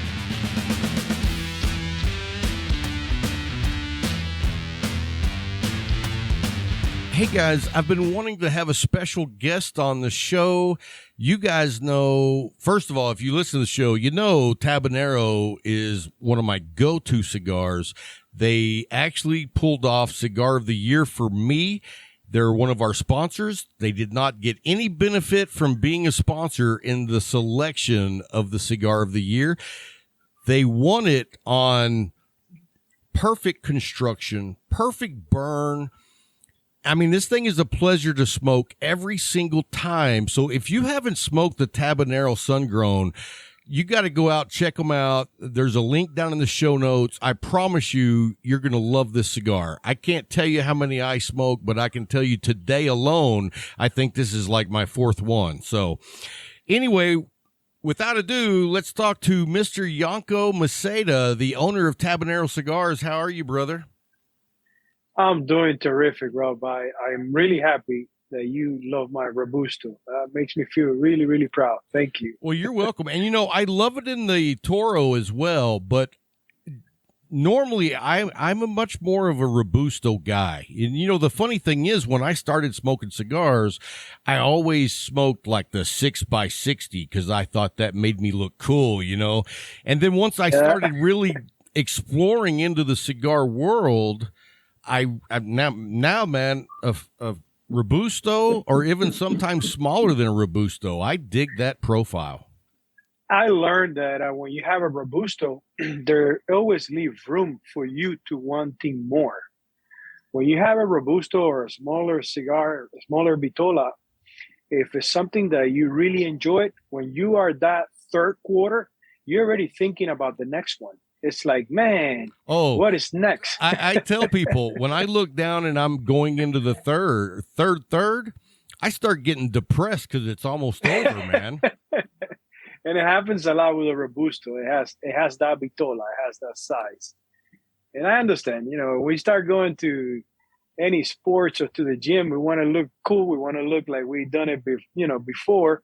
So we put a lot of weight, we put a lot of stuff, to look aggressive. Oh, yeah. And you know, there was a guy at the Cigar Lounge when I first started going, and he smoked an LFD Digger. Do you know what that cigar is? Yes. It's like, you know, huge. And so, you know, you kind of think, oh, well, that guy knows what he's doing. I need to get a bigger cigar.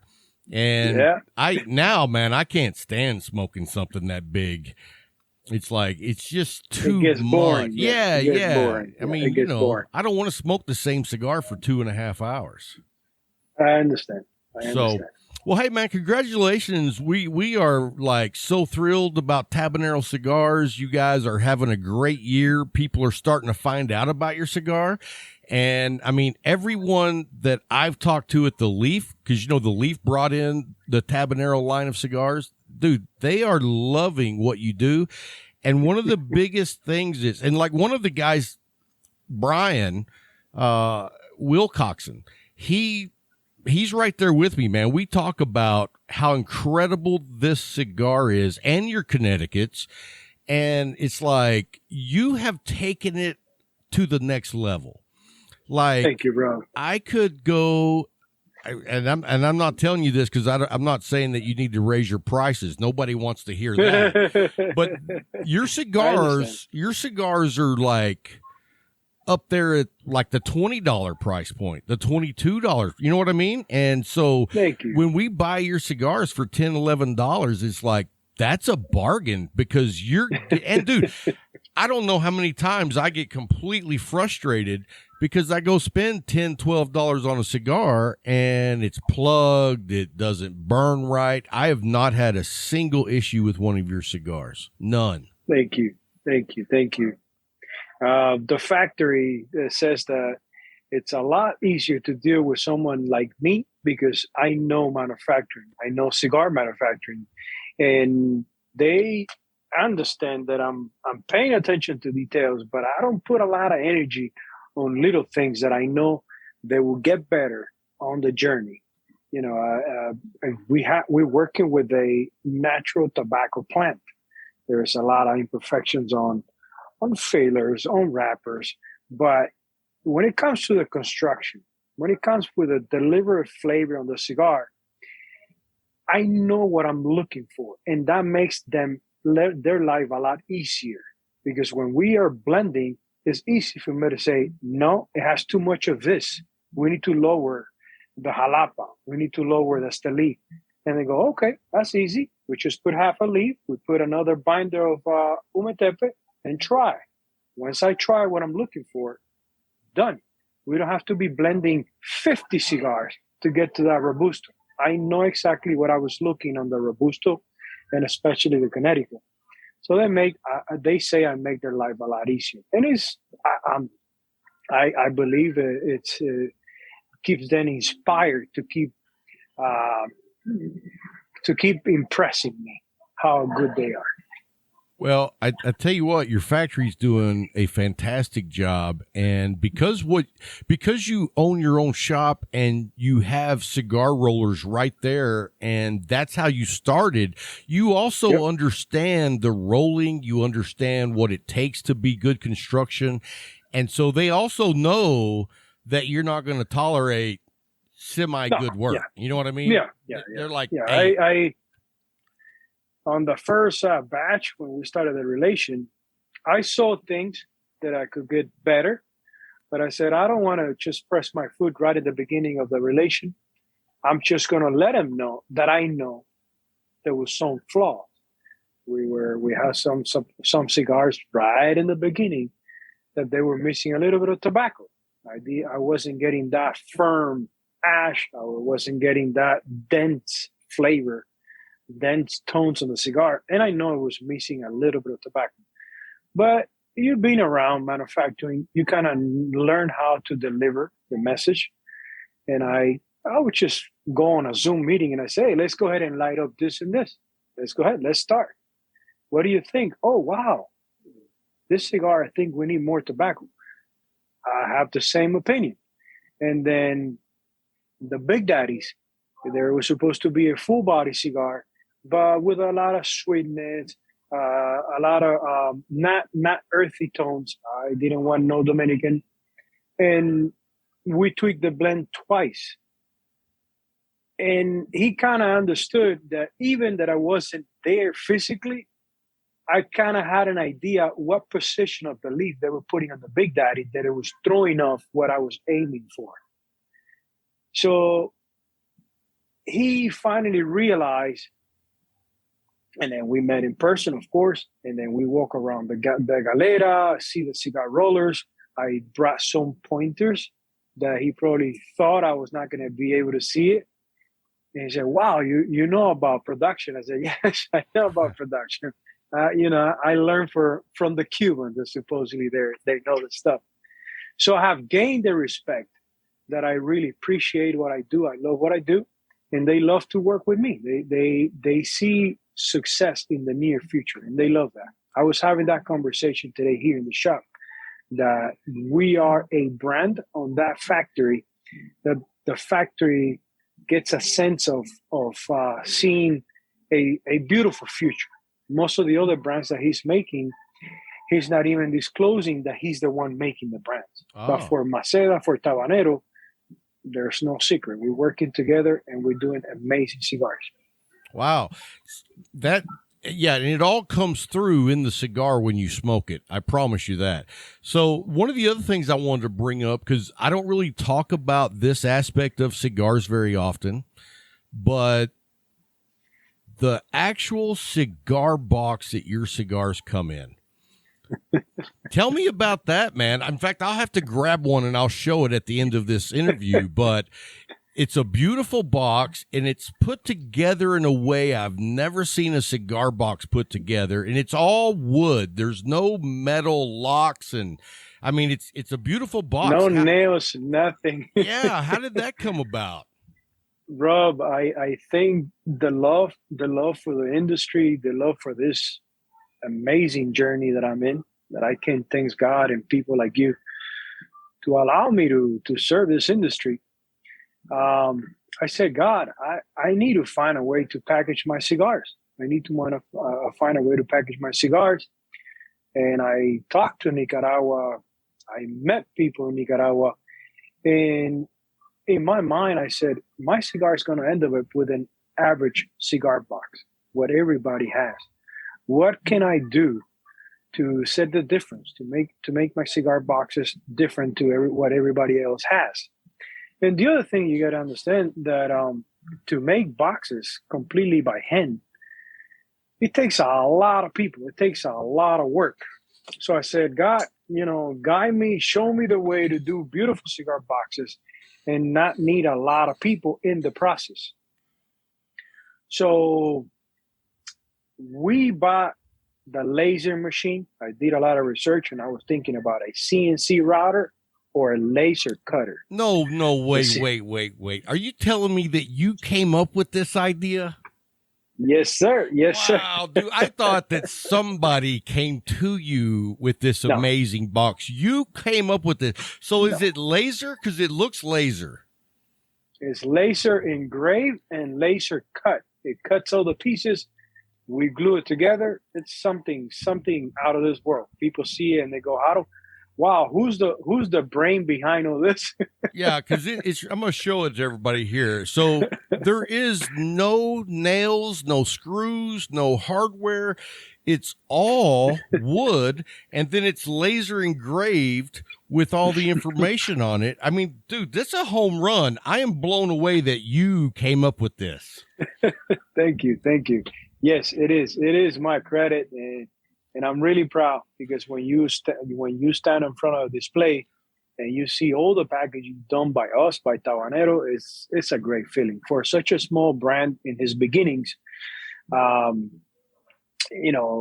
able to control the packaging, cigars, it's a lot. So where does the boxes get made? Are they made in Florida? Or are they made right now, right here in Tampa, Florida. Wow. Right here in Tampa, Florida. I mean, look at these hinges. I mean, that is crazy. That is so cool, man. I mean, this is you don't see nothing else like it. Nothing else. Yes. So I encounter a lot of opposition in the beginning, because people were stuck on the cigar box.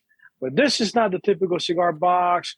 But this is going to break after you open it a few times. And I said, listen, don't keep looking at it as luggage. It's not luggage. Right. It's a cigar box. It's a presentation box. And yes, I don't want to do the same thing as everybody else. We believe we are different.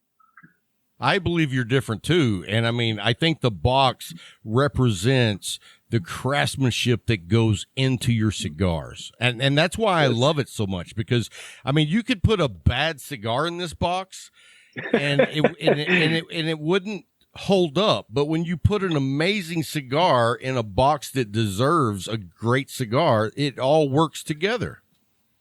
Thank you. And it's no secret that the way we are looking at the future, the way we are growing, eventually we will have to start making those in Nicaragua so the product comes in completely packaged. And I want to start growing roots in Nicaragua. Nicaragua is a beautiful country. It's a tobacco country. And I want at some point invite you there and invite my friends to Nicaragua.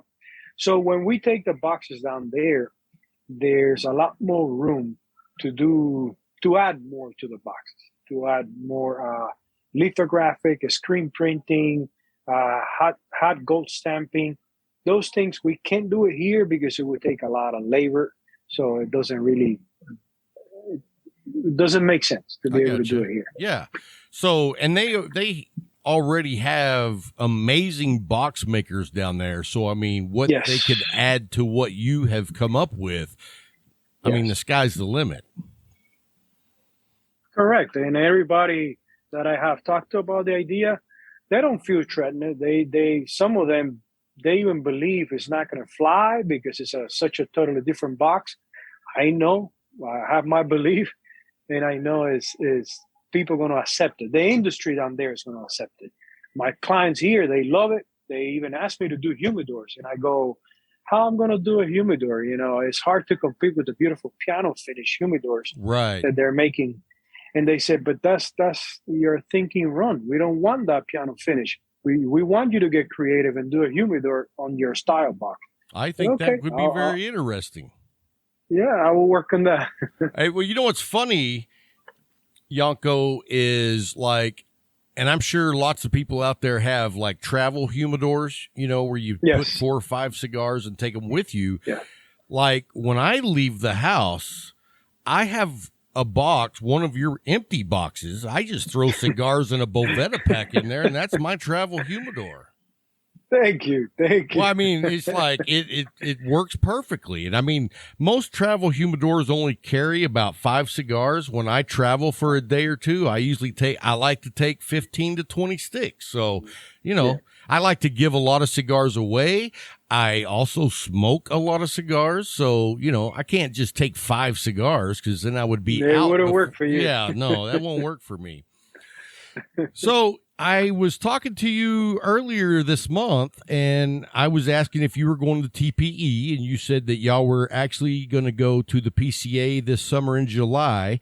I don't know if I'll be able to go there, but I am going to the TPE next month. And so if you are one of the first 10 people that come up to me and ask, I'm going to give you a Tabanero cigar. I'm just going to hand over and let you experience what I love. So I hope that I'll have some people. You know what? I already know I am because I've already got like 3 or 4 of them promised away.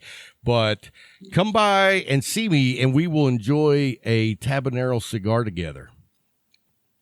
Awesome.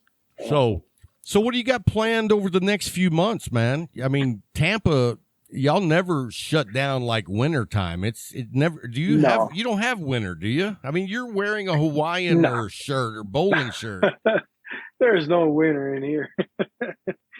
My wife keeps saying, no, it's just coming later. I said, well, pretty soon it's going to be an entire summer year because there's no winter here. So this year has been pretty hot. You know what I would like to see? I would like to see pictures of the outside of your shop looking at the shop. I can't find pictures anywhere seeing that aspect of it.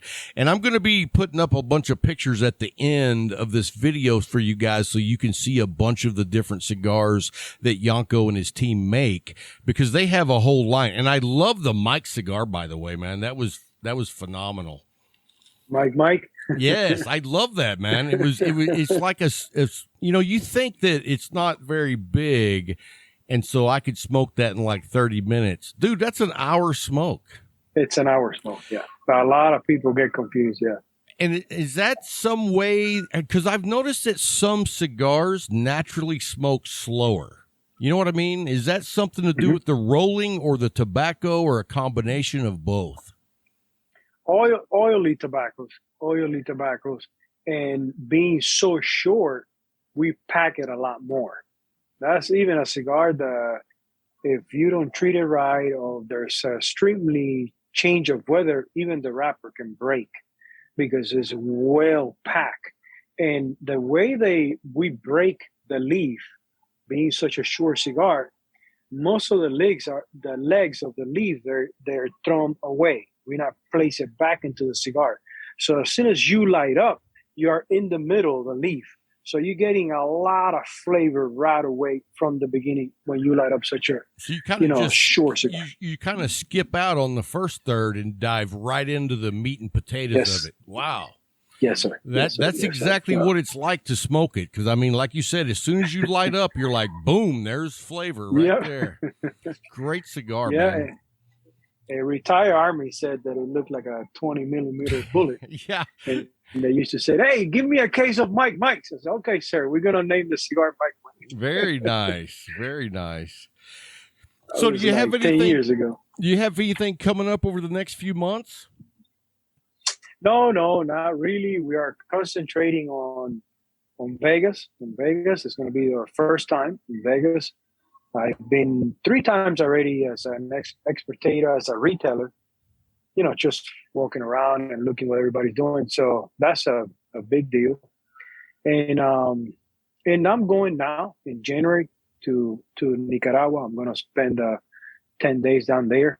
And who knows? Who knows? When I'm down there, I get really you get in the inspired mood. and you get Yeah, I get creative. inspired. Yeah, I see Yep. that, man. One of these days I'm going to go down there. I was planning on going down there this year, but then I decided to go to TPE because I've never been to Vegas. I don't know if you've been to Vegas, so it ain't a big Yes, deal. I've But been for me, there a few I've times. never been, and so my goal is not to get arrested. Well, they say what happens in Vegas, it stays in Vegas. So Unless you get arrested, and then everybody knows. So, no, everybody knows. we plan on having a good time down there. We're looking forward to meeting a bunch of people that we have talked to online but have never met in person. I've talked to several people on Instagram and Facebook that are going to be there. So we're looking forward to visiting with friends that we have, online but haven't met them in person. So we're excited about that. Gotcha. Yeah, it's amazing. You come back fueled because you see so many beautiful companies, packaging, new boxes, new ideas. So you come back pretty fueled, pretty pumped, and planning already how you're gonna take things to another level. Well, that's what we want to do, is take it to the next level. And that's what we want to see you do, because I'm telling you right now, guys, if you haven't smoked these, I'm not messing around. You guys know my policy on anybody who becomes a sponsor. We don't let people come to us and want to be a sponsor. We find amazing products, and then we go beg the people that make them to be our sponsors. That way, we don't ever have to make up stuff. We just love them, and we just talk about them. Thank you, Rob. Thank you. We believe in the enjoyment of this craftsmanship. We believe.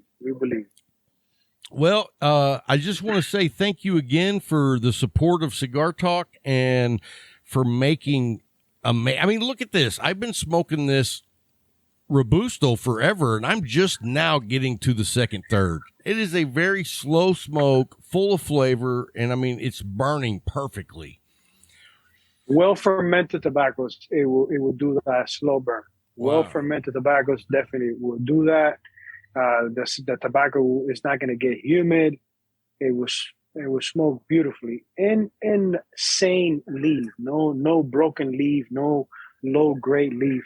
It makes a cigar to burn so slow like that, and get so intense flavors. I wish more cigar makers had your experience and your passion for creating a good cigar for people to enjoy, because I think in the day and age of, money rules, a lot of people, they get successful, and then the next thing you know, they're not making quality. They're just wanting to sell more and more cigars. And it's like, I see every time I light up one of these, someone who cares about the experience that I have as a cigar smoker. Thank you. And that means a lot to me, because I'm so concentrated on my everyday, my getting better, that when someone like you notice and mention it, it's like you wake up, like you get out of your little bubble and you go, wow, people are really paying attention to what I'm doing. All this work that I'm doing when nobody's watching is definitely working. It's definitely, touching people's heart. And you said something that, yes, it makes a lot of sense. The people in the beginnings, they put all the energy, and somehow they lose some of that dreaming. And I believe that me continue going to Nicaragua, getting more involved with Nicaragua, that's what's going to guarantee for us to keep doing amazing cigars. We need to get involved, and I don't know, if it gets to a point that I'm enjoying it and I spend half of the year in Nicaragua, I already talked to the family, I talked to the wife, and everybody's on board. Wow. Because they know I love what I do. Well, let me tell you this before we go. Like, I wish you much success. I think you're going to have a lot of success. But the minute that you get so big that you don't make quality, I'm going to be the first person to call you up and say, what the hell, Please. Yanko?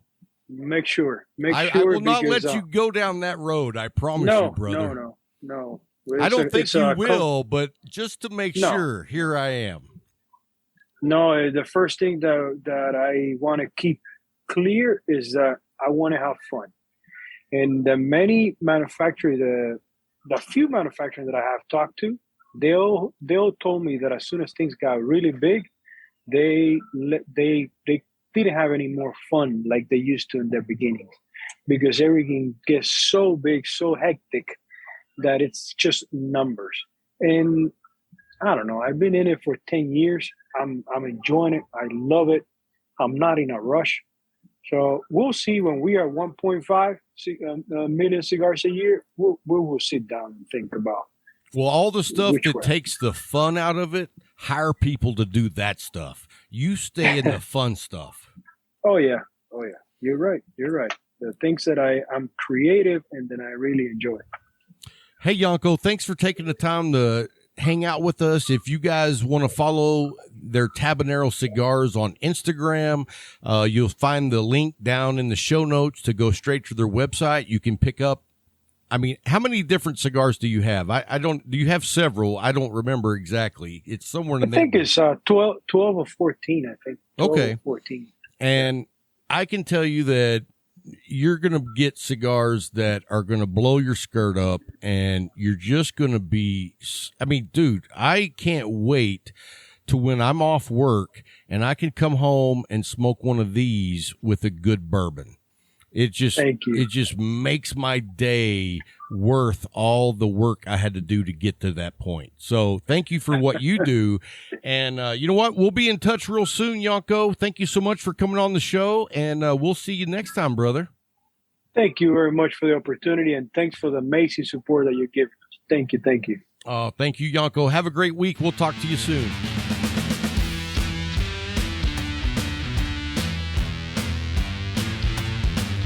Hey guys, thanks for hanging through the break. You know, it's always a pleasure to talk to Yanko. Dude is lights out, as passionate of a cigar manufacturer as I've ever met.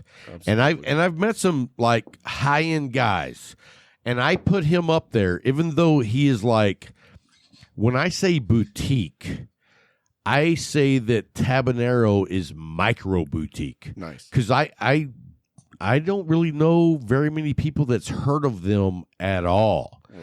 And I hope that we can change that. No kidding. Because you guys know, just from the history of the show, we don't just take someone that wants to sponsor the show. We try a lot of cigars, and then when we find something that we think is pure gold, we go after them and say, hey, man, we'd love for you to sponsor the show. That's how it happened with Tabanero. Makes it easy to talk about them. Yeah, and I don't want to sell something that I don't want to smoke. Exactly. And when I say I want to smoke Tabanero, you've been with me at the lounge. You know, everybody thinks that because they're our sponsor, I just smoke free Tabaneros. How often do I pay for Tabaneros? At least once a week. Well, I was going to say 3 days a week. Yeah. And if I go to the Leaf right now, that's what I'm buying. Exactly. And it's not because they're our sponsor. It's because they're badass cigars. They're great cigars. Have you smoked them yet? Well, that's what Casey's smoking next time I see her, because it's lights out for me. Gotta get and on I haven't smoked the one you said earlier. Tell me the name. Patriarch? Patriarch. I finally got it. 3-4 times in a row, you just keep smacking me in the face. I will get what you're laying down. I've just bought a Patriarch. I haven't smoked it yet. I'm Same. saving it. Same. I kind of hoped that you would have brought it tonight and we were going to smoke it tonight. Yeah. But I didn't say because I didn't want to rush you. No. And I know that really we're hoping that we can get like 5-6 guys to sit back and really, or girls, and enjoy that cigar together. Absolutely. Saturday morning. Yeah, and faculty meeting. Yeah, the faculty meeting Saturday mornings. And the thing about it is, I don't spend $30 on a cigar very often. No. But I did spend $30 on a cigar today, and let me tell you what, this has been a fantastic cigar. Awesome. I've had the 50th. I've never had the 1964 50th. Me either. Fantastic. I mean, you know how fast I smoke. Right. we're on the third section of the show, and I'm still smoking this, and we dick around a long time in between segments. So this is a fantastic cigar. Awesome. Now, how is that cigar you're smoking? Well, I finished Leona number 2, and I jumped over to an Arturo Fuente Año Shark. I don't think I've had the Eye of the Shark before, but I've never had that one. These are new to the leaf. They just got them in, I think, Friday. What's the price point on those? 17. Oh, okay. So it's right up there. What in the hell?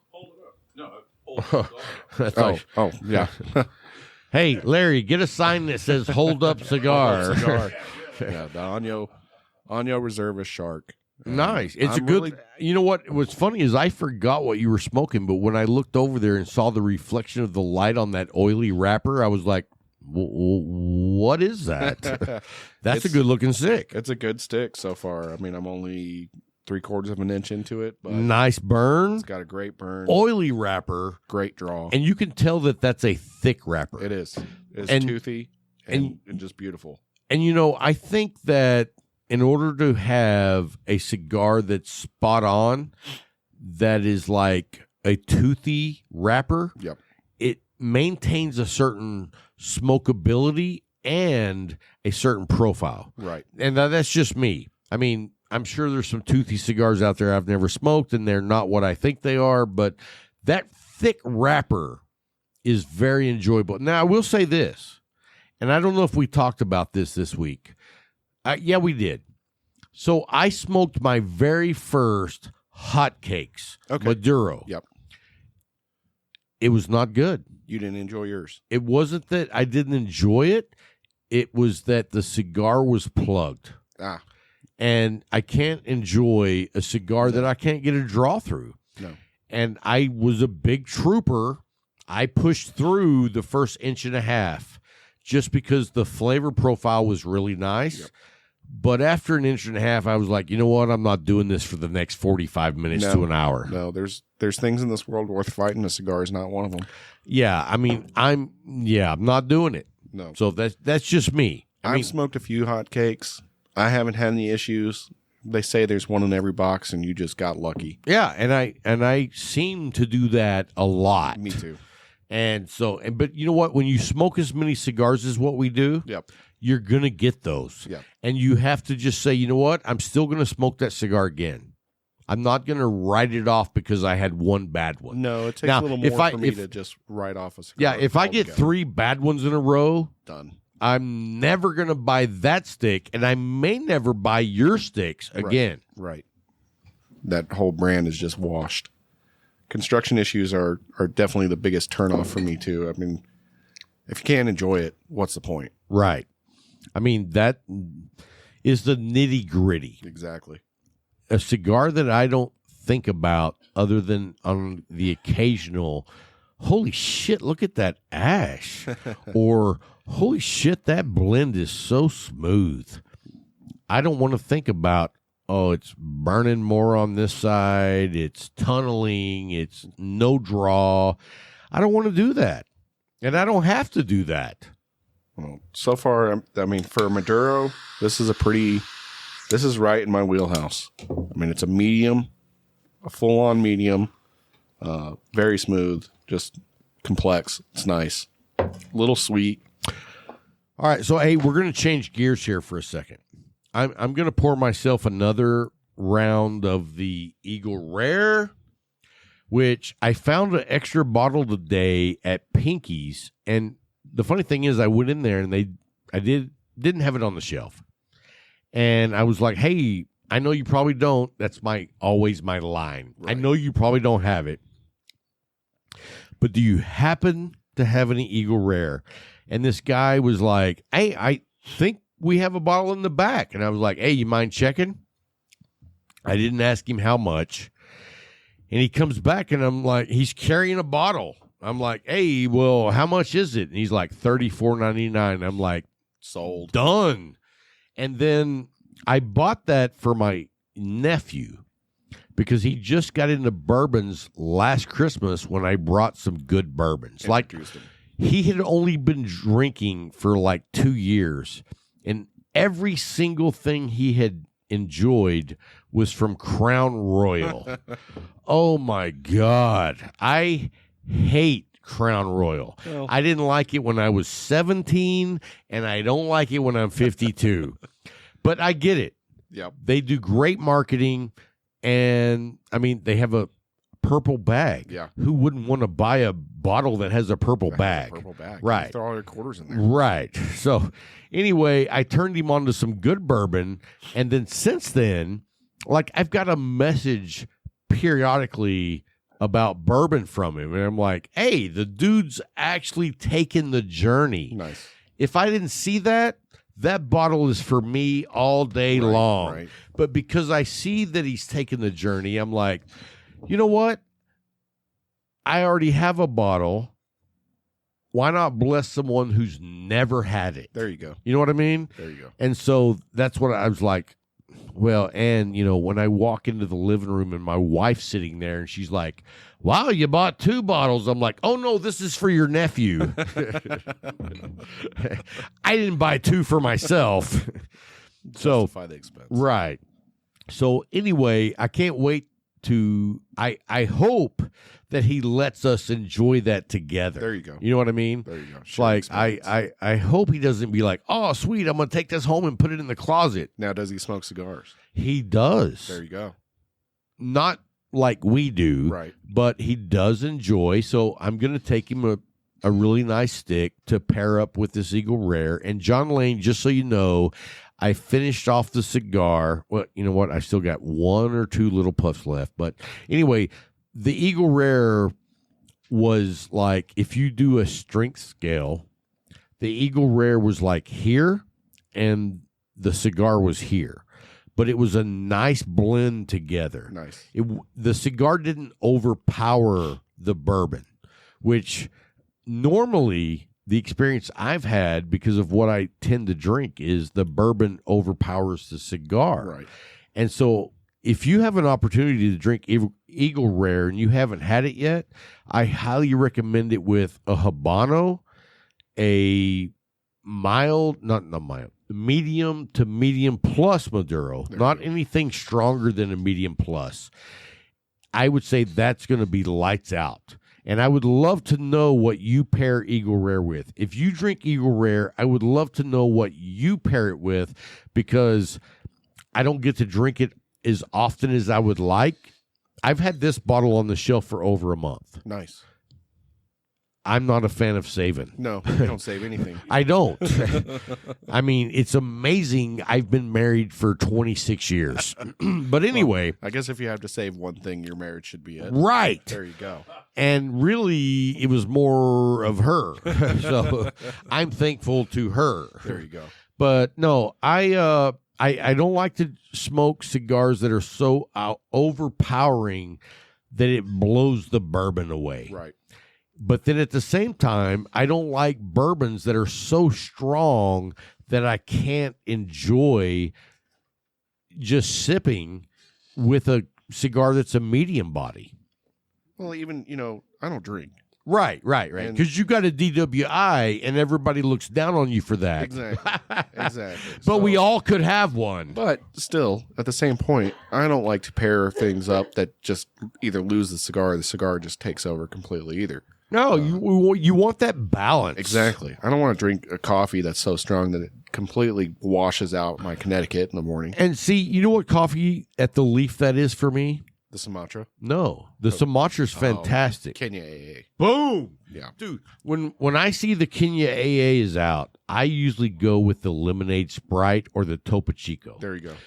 Because, and I love black, dark coffee. But that Kenya AA takes it to another level Right. that I'm not comfortable with. Well, mine is the Zimbabwe. So when they make the Zimbabwe... Are you serious? Yeah. I like the Zimbabwe. I don't see that as an overpowering cigar or cigar pairing. I see it as a more bitter coffee. That's how the Kenya AA is to me. Right. It's very bitter, and I don't like bitter. Yeah. So whenever the Zimbabwe is on for the day, I just have Jay make me a pot of decaf. Nice. And now they have the Southern Pecan. I can't drink decaf. Yeah. It's like if I was a woman and I had to choose, I probably shouldn't say this. Larry's giving me the finger. But if I had to choose from the real deal, there you go, or the easy grip meat pounder, for all of you that follow me on Instagram, I posted a picture of, hey, what do you think this is? And the funny thing about that is I copied that picture from Instagram. Yep. I was scrolling through, and this picture of what I thought was an adult toy. I was like, oh, Amazon, are you serious? So anyway, I snapshotted it because what it actually was a meat pounder. for actual meat. Right. Yeah. And the fact that it looked the way it looked and it had the name Meat Pounder, I was like, it could go either way. Either way. You know what I'm saying? Multi-use. Yeah. And I was like, holy crap. So anyway, guys, hey, I don't know. I guess we're kind of rambling now, but I hope we've had a great show. We want to say thank you for all the Patreon members. I thank you so much, and I hope that each and every one of you live a healthy life at least to the end of 2022, and we will be doing the Light 'em Up Crew Show next, so don't go anywhere. We'll be right back, and we will see you. Keep smoking.